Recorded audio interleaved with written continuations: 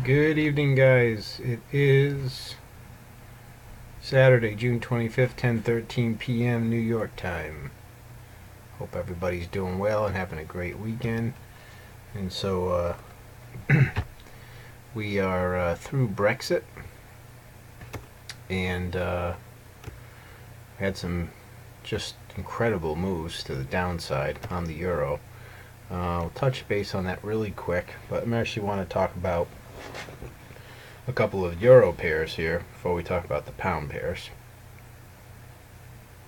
And so you remember a couple of weeks ago I made a video on triangles on the Euro Aussie and the Euro Kiwi, and I want to make an addendum to the Euro Aussie in particular. So a couple of weeks ago I had this move as the end of an uptrend, and then I had this as a wave A of a larger ABC, and then this was the first wave, or the wave A of the triangle. Okay, so this would be A. So the way I had it before, this would be A, and then we would have had an A, B, C, D, E, and then down. So I've revised this after more careful study, that this still is the end of this uptrend, but that the triangle starts here. Okay, and so I think overall this is the larger pattern. This is a triangle in a larger pattern, maybe a wave 4 of a larger pattern on the monthly chart. So here's the monthly chart, and we can see we had a perfect wave of 5 waves up here. We had this corrective move, that we've gone up here, and now we've consolidated into this triangle, and I'm assuming we will have a breakout to the upside. Now this last move was about 2,800 pips, and so I would expect this one probably come up at least a couple of thousand. Now if this is wave 3 right here, wave 3 can never be the shortest wave. Clearly it's shorter than this wave 1, so it has to be shorter than this, but it still has the potential to be a couple of thousand pips. So let's go back to the weekly. And again, what I'm looking at here is that now this is A, B, C, D, and now we're down for E. Now it's interesting that with Brexit, this is the daily chart. So here's the Thursday and Friday candles right here. Okay, so this would have been Thursday's candle. And so actually, given that the final vote didn't come out until the Friday candle started painting, which is this one, considering the moves that we saw on the pound pairs, which were 1,000, 2,000, 2,500 pips to the downside, the range on this candle, although a lot, is certainly nothing to that extent. That's about 340 pips.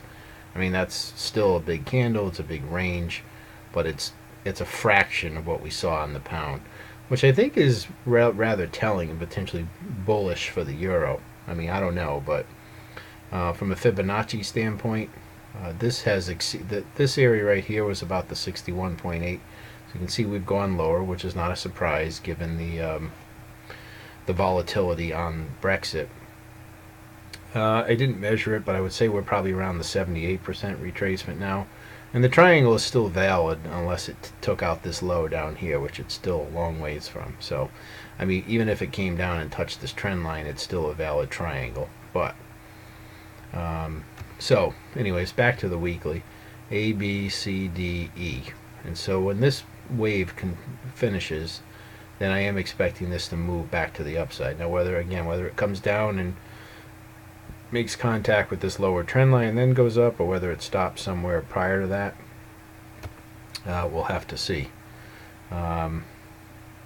It is, with the volatility, I wouldn't be surprised if we see it move down a little bit more, but the market closed to the downside on Friday, so this was the hourly candle on Friday, and so I am thinking that this could go down a little bit more, again potentially to touch this lower trend line, which would be another 175 pips to the downside. But at that point, and no further than that, would I expect this market to then turn around.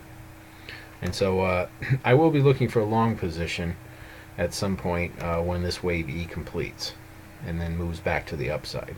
Okay, so that's the bottom line.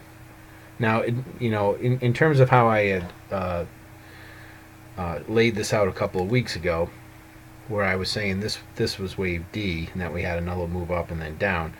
Either way, this is going back up. It's just before I was thinking that this was going to be wave E and then we'd break to the downside, where I think we're already in wave E now and we're going to break to the upside and really go.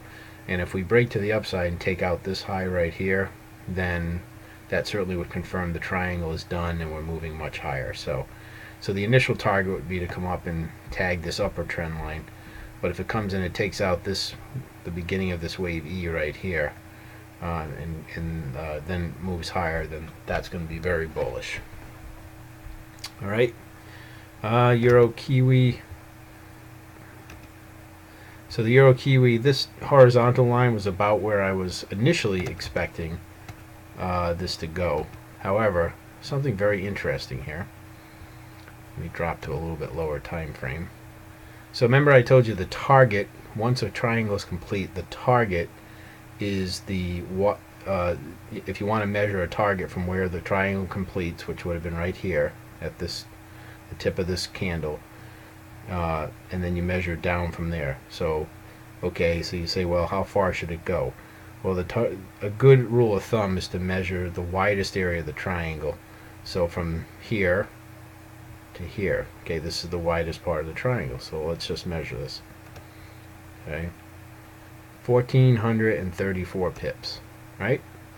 Now I want you to see this. Measure this right here down to here.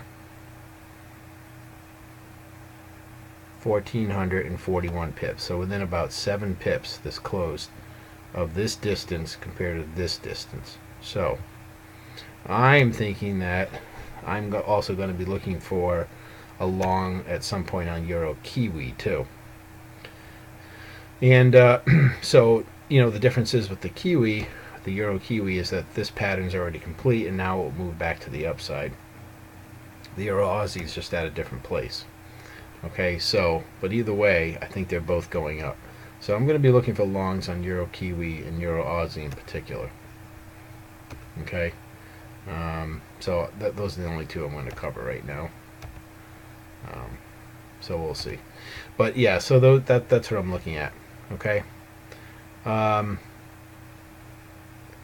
So I got this new Snagit, and what's happening is this little box right here is part of the Snagit software, and it's blocking my little arrow navigation on my pairs, which I just noticed is really kind of aggravating. So I'm going to have to figure out how to get around that. Okay, let's just go and briefly look at some of these pound pairs. And they're all pretty much looking right the same way now. Obviously, with all these pairs, we had significant moves to the downside. Okay, as we all know. All right. So,